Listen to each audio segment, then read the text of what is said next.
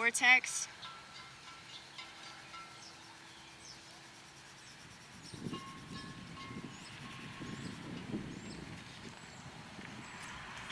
I hope that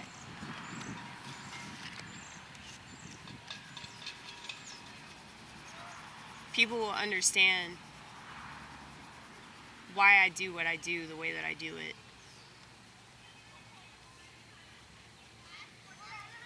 I mean, I fully understand that there are going to be several people out there that don't, and they never will.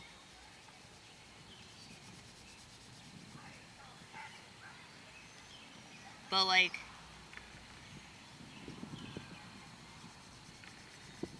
the only reason why I've put myself out there through YouTube and Rumble and most likely it's going to be Instagram. That'll be the one social network that I'll use. I know there are a lot of artists that use Instagram. Like, I've seen their pages, and, you know, I get that it doesn't have to be political. The problem that I have with it, I guess, is that I'm a very political person. I can't not be political. Mainly because I care too much. And since I'm not running for political office because women have no business doing that shit, this is what I have to do.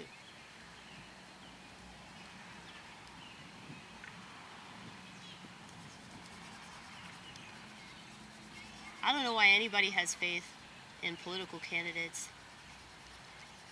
I get that they've been trained like a monkey to adhere to these roles in society, you know? So if you've got a uniform on, that means you're supposed to be respected, right? You got a uniform, you got a badge. That means something. Not to God, honey. Not to God. It only means something in this world.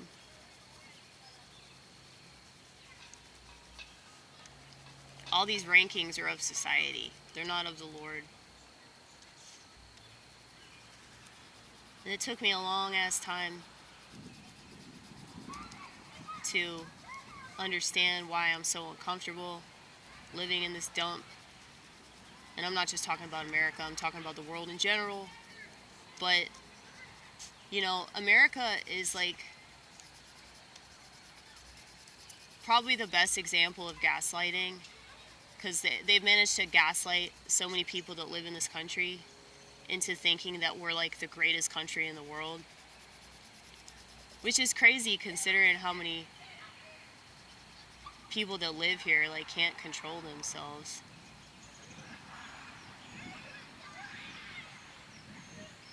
And I don't think that these people realize that, like, that's what they're really saying is, like, you know, you're proud to live in a place comprised of people that don't have one iota of self-control.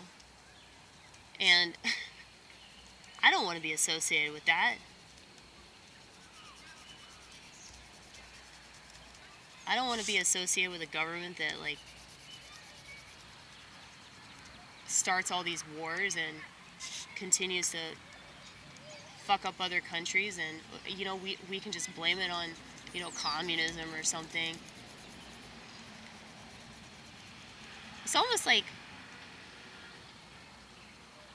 communism was created to be this boogeyman of a political philosophy that everybody can blame shit on.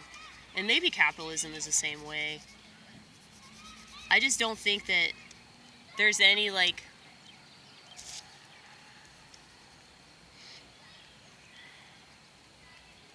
hope in people, places, and things. And that's one of the biggest faults of most of the people that live in this country, is that they just, aside from the Amish, I'm never talking about the Amish.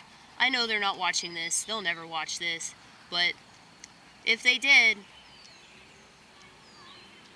I applaud them quite a bit. I applaud them for being so resilient. I ain't got shit on the Amish, you know? Like, I'm seeing more and more people saying that they're deleting social media, more and more people saying that they're getting rid of their smartphone. I commend you, because I never got addicted to that shit. So, I have no idea what that's like. I mean, I don't have FOMO. I've never had FOMO. So, I don't have that struggle of, like, worrying about my social status or worrying about what people are going to think about me because I refuse to do what all the sheep do that makes them fucking miserable, and they're not even conscious of this. So, I definitely am in awe of people that have the self-awareness and the discipline and the love for themselves. Love for themselves and love for this world. And when I say that, I don't mean that you love the world. I mean that you care for the world. You want what's best for the world. And, you know, when you stop doing something that you know is detrimental to your well-being, that really helps the world. I mean, it most definitely helps you. But anything that you do for yourself that's actually positive, that is a potential inspiration, you just have no idea, like, what that means. So, while a lot of people can just make excuses as to why they continue to scroll and why they continue to take selfies in the bathroom and why they continue to tweet as if that's going to make the Jews resign, like, it's just crazy to me that those people think that they're so fucking relevant, but they're really not, because, like, they're self-destructing in so many ways that they're not even conscious of. So, I don't know. I'm really not trying to come down on people for, like,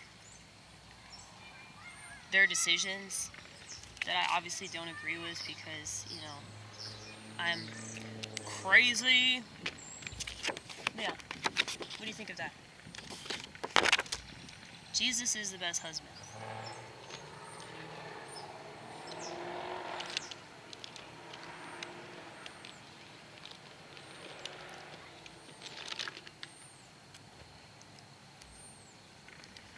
But yeah, I think it's really hard for people to get off social media because of the FOMO.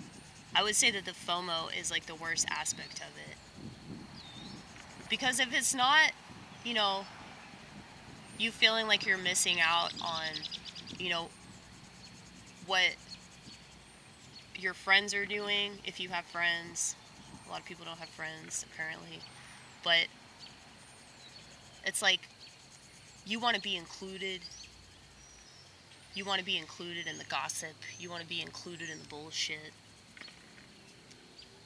I mean, I think the news media has really done a number on people, you know? Because it started with the TV, so people can talk about the phones all day, but it's like, the TV, well, actually, you know, the newspapers and the radio and all that, but it's just like everything is just basically like another version of the same shitty thing that is here to manipulate people. And, you know, people can make excuses for it all they want, but